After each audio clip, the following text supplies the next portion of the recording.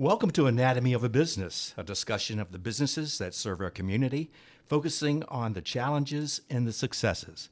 I'm Bud Myers from the Virginia Breeze Broadcasting Company, and joining me today is Barry Moore, who is CEO and President of the Better Business Bureau of Central Virginia. Barry, how are you doing today? Doing great, Bud, and thank you for this idea. This has helped a lot of accredited businesses change their marketing style. They've learned a lot from talking about the anatomy of their business and how they get to where they are and where they want to go, but really maybe some lessons they learned in the past, and we're bringing them to light.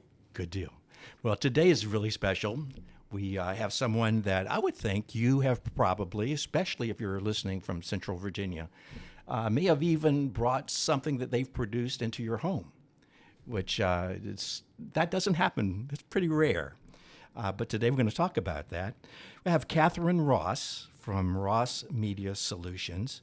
And again, she has done so many different things and dabbles in so many different things, but is on the cusp of really having to try to understand something totally new with the way the internet is evolving and the way marketing in that internet is happening.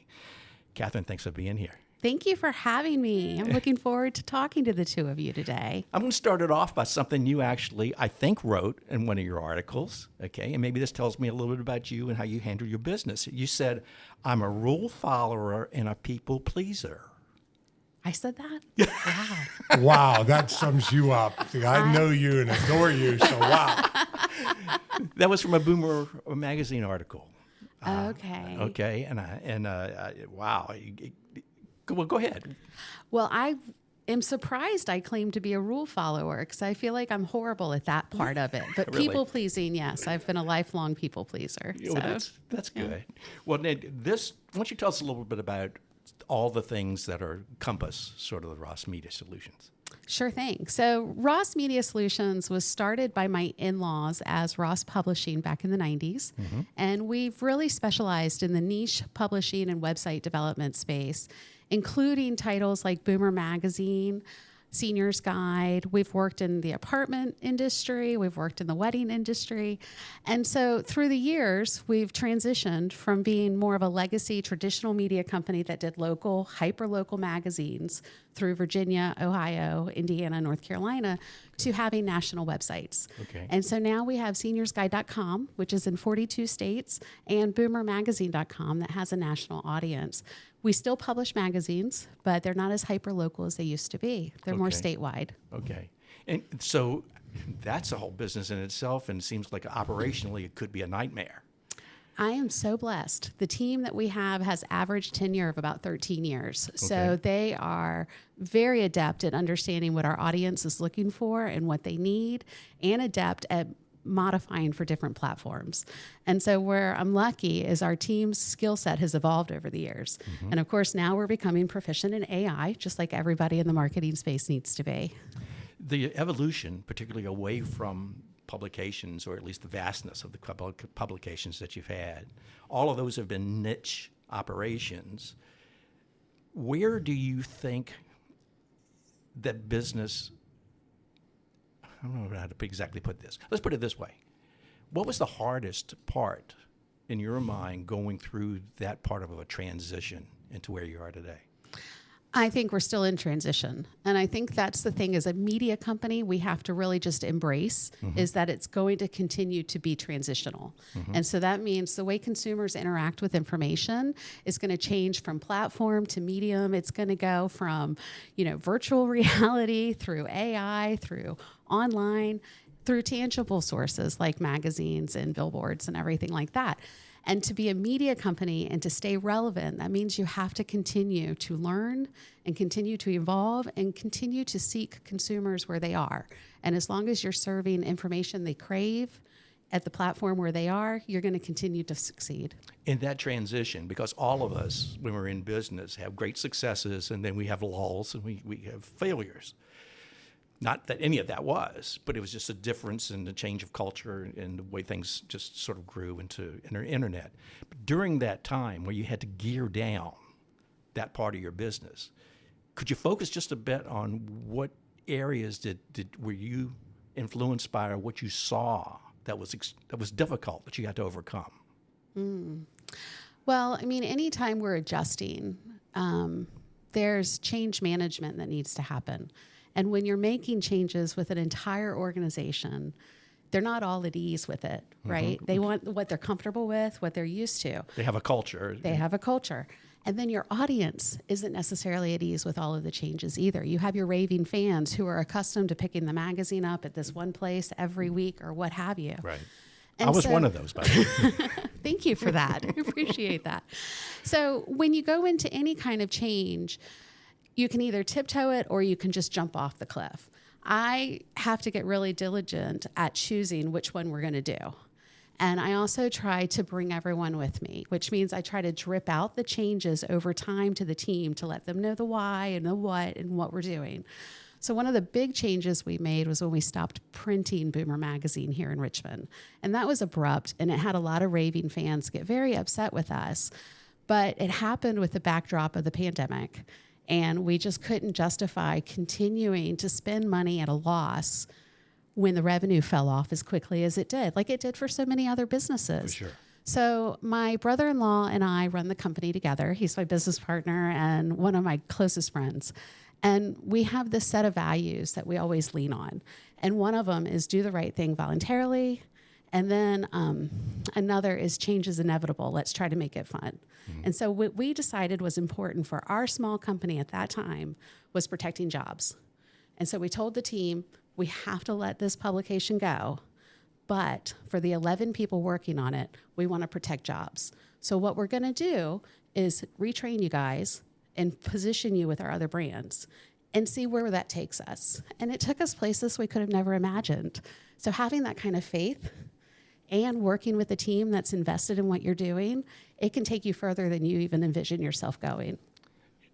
That is truly an amazing story, because everyone has a focus and a dream, and when you're in this job creating the product that you were creating, I know they all felt that they had a huge part in that. It had to be. That was like a piece of them, right? And to take that away and say, okay, now believe in me, believe in us, this change is going to work. That's a hard thing to do. What was the average age of those folks? I don't know. We have a team that spans all ages from the 20s up to, I'm about to be 50 this year. Okay. And then we have some folks that are 10 and 15 years older than me. Okay. So were they basically in communication? Mm-hmm. And so it was a softer slide. I wouldn't call it soft. Okay. And I think we were all a little fearful. And as the leader, I had to just kind of put that aside and say with assuredness, this is the next step. And one of my favorite quotes is by Martin Luther King, and is, faith is taking the next step without seeing the whole staircase.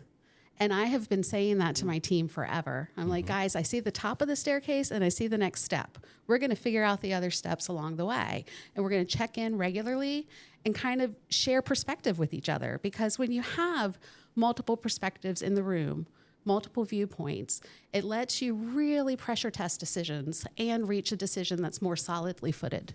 That's a really great statement. I love that. And I think that, again, you're doing something, you have the ultimate plan, or at least an idea what that plan is. They don't. They just see the reality and just pray. Gotcha. We all do a lot of that, that's for sure. I hear that. Well, let's go to what you're doing right now on that media side, not the publication side, because it seems that you have three basic premises or three basic pieces of what you do in the Media Solutions position. And that is, the first, I think, is you work on creating conversion and conversion pages on websites. Would you say that's part of what you do?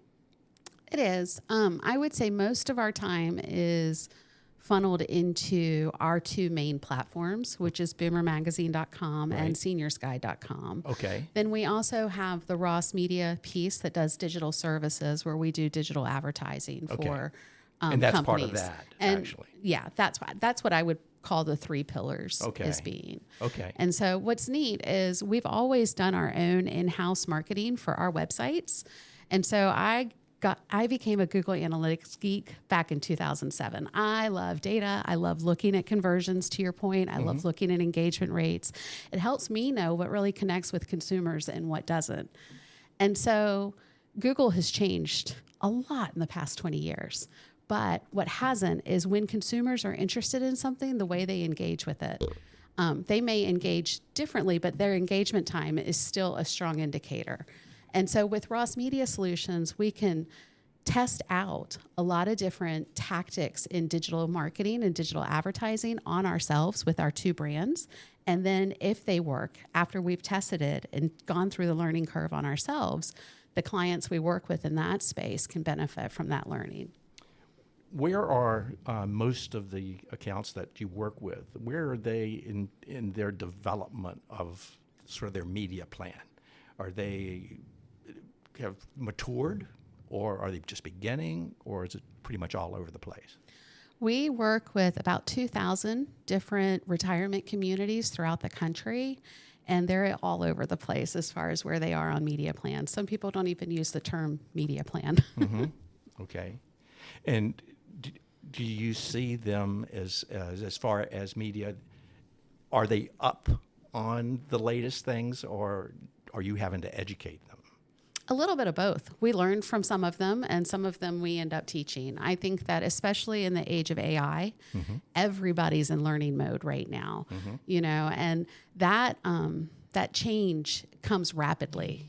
And Google just recently made an announcement that they're going to move to having AI be a primary search function. Well, that's completely different than the Google we were all used to just a year ago.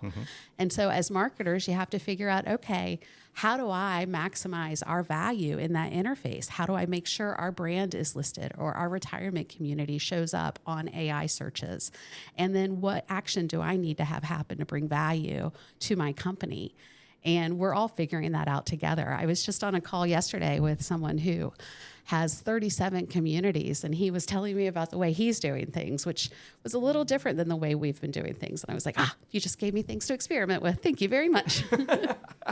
Well, on the media side, again, on the website, I'm seeing that there's 3 basic areas: creating a conversion page, targeting digital display, and then search engine marketing and optimization.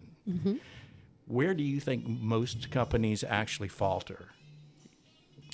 I think they maybe don't thread the conversation consistently throughout the entire buyer journey. And I think that's where AI is going to end up revealing some faltering, to your point. One thing that's interesting is it used to be, especially in the digital space, that if you had a great brand and you had a really strong search campaign, you were probably okay. You didn't have to invest in the reputation cultivation as much as you do now. But now reviews and social proof play such a huge part in it. And we as consumers have really gotten good at digital research, right? So we're not going to get fooled by all the marketing terms. We've got to see that what you claim on your website is mirrored in your consumer reviews. And if it's not mirrored in your consumer reviews, we don't believe you. But where is the ultimate legitimacy? That's, to me, the point. It's picking up anything. So what can these clients do to try to instill or put post of legitimacy? Well, I think it's going to vary for each industry. In the retirement living industry, the first thing you want to nurture is your Google business reviews. And if you can nurture that and get great star ratings and get great reviews from families that have people living in your communities that read authentic, that's going to help you a lot. Then next you want to nurture Facebook and Instagram, because let's face it, folks over 50 are on Facebook and Instagram. Right. And so if you can nurture those 3 sources, then when AI goes in for a scrape, they're going to get consistent messaging from all of those sources along with your website. Another thing that tends to feed AI is Yelp and Reddit. So those would be my next 2 to go after. That's Hey, one. Bud, I gotta say something here. I was going to go to you. So what I've been spending 2 years on, I started learning about AI 2 years ago from Pete Blackshaw, and IABBB brought him in, and I started studying it. And what we found again, coming out of the car business, I understood SEO, rankings, and all that showing up. And it's over. And companies, I handle 42 counties. And what I want companies to understand, if they're accredited, that they start with words like trust, integrity, and respect. Well, guess what AI is searching for? Those words. We own it since 1912. So we're a nonprofit that help our companies that are accredited, yet they might not use the seal. They might not say they're an accredited business right away in their advertising. It should be the first 4 seconds that they acknowledge who they are. AI, if you start looking at searches and start seeing the companies they're recommended are accredited companies because of what AI is doing. If the companies only kept doing that and pushing that message out, they're going to win. Mm-hmm. I mean, AI is it. There's still companies. I had one guy, a big company here, told me yesterday, no, Barry, I shared a product with him, and he said, no, we're good on SEO. And I said, oh, you're spending way too much on SEO. You're going to miss the ball. Well, and to your point, Barry, one of the things that's become very important in the digital landscape is your EAT guidelines, right? And that establishes expertise, authority, and trust. And it's so important for every business to work on how their website delivers under Google's EAT ratings. And that has to do also with a huge amount of content. Yes. Going back to content. Goes back to content. We both have some experience in trying to develop content that a particular age group likes to read and respond to. I want to read one of the things that is on one of the parts of your website, and it's why work with us. And I think that if anybody can just listen for 2 minutes, if you take this in, it's got to be the one thing that will probably help you this week. It says, baby boomers possess the majority of household wealth in the United States. Their technology engagement continues to grow. And just like every other generation, they prefer content curated with their needs in mind. We've seen this as our subscriber base has grown over the years. Boomers are technologically savvy, they're affluent, and they do their research.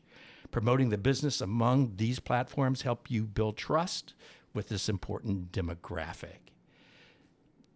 I think this is where most businesses just sort of miss out.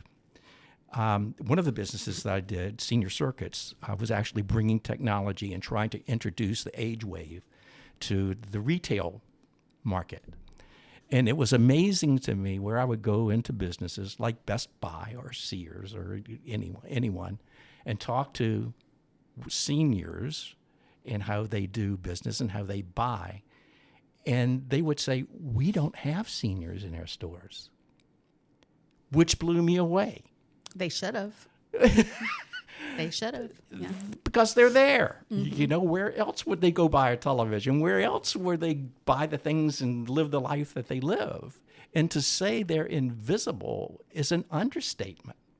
This is such a marketing area and potentially could make or break your business if you knew how to speak to them. And you guys have done it. Yeah. And I mean, I think the key is entertain, educate, don't patronize. Absolutely. You know, and one of the pet peeves I have for anybody who's trying to market to seniors is when I see patronization happen. Right. Because these folks are, they are dynamic. They are vibrant. They have lived lives and have wisdom. They don't need to be spoken down to in any way, shape, or form. I think one of the things that we saw in transition, and this was when I was involved with actual marketing to that area, was in the early 2000s on. And when print declined, what we actually found was, well, where can they go? Where can they go to get content anymore? And when you look at, well, The Breeze itself, The Breeze was created for that market. Where can they go now that they want to read and learn? What is easy for them anymore? Right. So for Seniors Guide magazines, they can be found at libraries, at senior centers, at doctor's offices. What's interesting about our transition is I don't I don't know if print will ever completely disappear for our demographic. What I think in our company is that print went from a revenue generator to a marketing source. And that's a key change. But what I see is that seniors still want print. We had some staff turnover in North Carolina last year, so I had to make a trip, and I was actually doing some distribution, which I had not done for 20 years, so that was a fun adventure. Right. And as I went in with my hand truck of box full of magazines into a senior center, I had all of these women coming out with their yoga mats, and they were like, oh, is that the new seniors guide? Can I grab a copy? I love this magazine. I'm like, absolutely. And they were like, we were so sad it was out this morning. I'm like, I'm happy to give them to you. And these folks were educated. They were talking about lecture series they were going to go to the next day at that senior center, which had renamed itself to an active adult center. And I just think that's fascinating. I think that our eyes get tired being on technology 24/7. And I think that I like to read a book in print. Mm-hmm. So it makes sense that people would still want to interact with magazines. Now, we're going to always serve our consumers wherever they are. So we're going to serve them online, but we're going to serve them in print. And I think it gives us the opportunity to really lean into what would be a wonderful print experience. If it doesn't have the burden of revenue, what would make that experience with it even nicer? And that's, high white, high gloss, lovely publications, Absolutely. Right? Right. Whereas I think when you look at mass print, you look at the drugstore rack or you look at the grocery store rack and all of those big titles that we're all accustomed to that may have movies based on them at times, that print experience has declined because it still has that burden of being a revenue source. And I think that's a difference. But what we're trying to do is create a great experience. It's a wonderful slant. Wonderful slant. And that's, again, on the content side of it, I'm bothered because back in the day, we were raised on advertorials. Case in point, one of the very first advertorials that I'm aware of, anyway, Advent Corporation, when the first cassette deck was coming out, cassettes didn't sound very good, Barry, back in the day. Okay, in order to make sound better, they started something called the Dolby system, which was a noise reduction system. Advent came out with the first cassette deck with Dolby. And so what they did is they created a full-page advertorial. I mean, there was no white space on this page. Okay, it was all advertorial, all print. It launched not just the product, but it created the industry of the Dolby noise reduction system, and it went on. And later in life, as I became more involved in direct marketing, I found advertorial style, the more copy, actually, the better. That they love those articles, and they responded more to that type of print in that type of advertising. I could see that. That makes sense. She's over there going, okay, bud. No. She wants to know what Dolby noise reduction is. Takes the hiss out of the tape. She doesn't even know what 8-track. She has no idea. Do you know what a cassette is? I do know what a cassette is, yes. All right. Well, let's say, what do you think you've taken, the print part of the business, what do you think is the most important part that has gone over into the actual web design? It's interesting. When it came to content and scheduling content and content calendars, we used to lead with print first. Mm-hmm.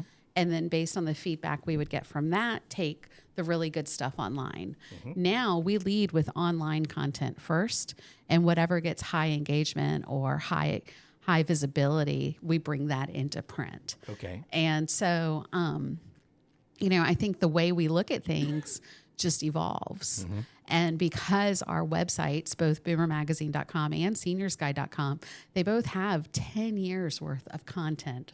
And some of that content is still as relevant today as it was when it published. And we just keep publishing. We've got a robust publish schedule for both of those sites.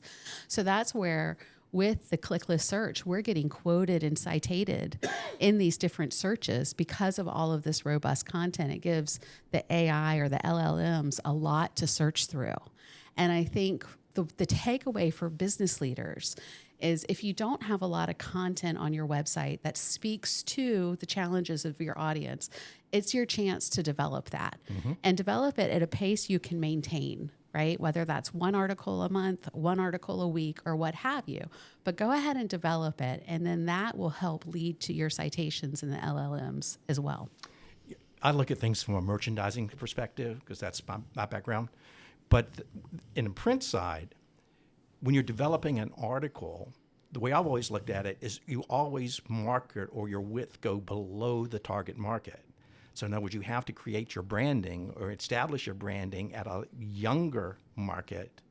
They begin to see it as you grow into. I know the theory you're talking about, and it was sort of if you were trying to market a property to someone at 65, you would use 55-year-olds and 50-year-olds in your ads to kind of attract a younger. But I would say when it comes to content creation, go narrow, not broad.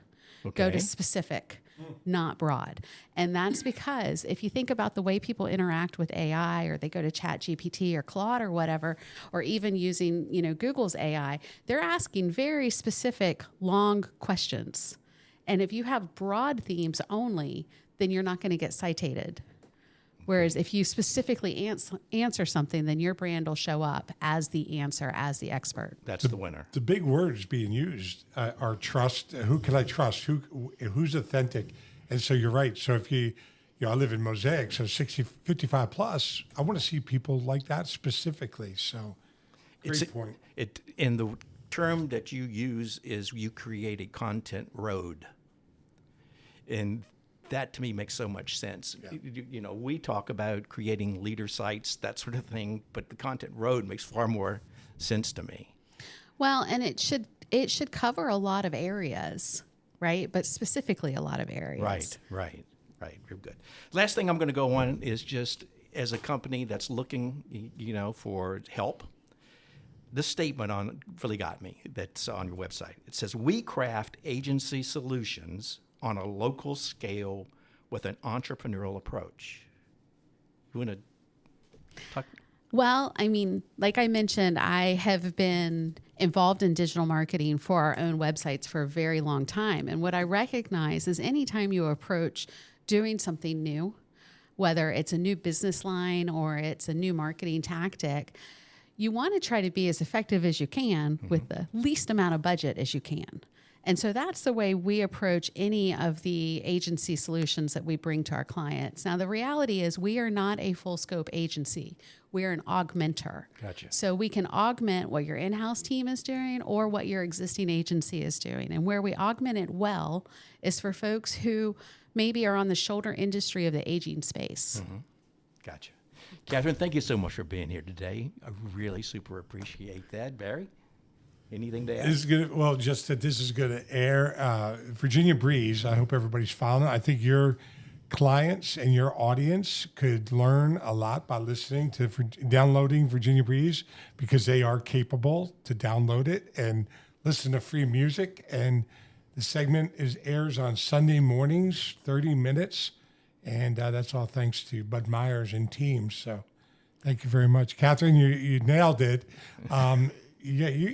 You're inspiring, and you get more in depth each question Bud asked. I listened, and I've learned so much. Yeah, so thank you. Well, you asked some pretty tough questions there, Bud. So hopefully I served the audience well. This all started. I got to bring this up because it's appropriate with you in a room. Bud pointed out at Boychek's Deli to Crystal and I, the audience right now is 55 plus. He said, "Do you know how old the average home buyer is right now?" Bud was a 63? 63. 63 years old. So you're talking about living spaces. Mm-hmm. Some of these people are still going out and buying a new home. As they should be. Yes. As they should be.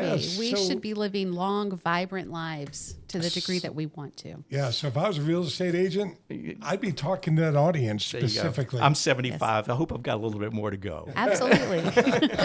Again, Catherine, Thank thanks you. so much. Thank you, I'm guys. Bud Myers. Until next week, you guys be safe out there. Bye-bye.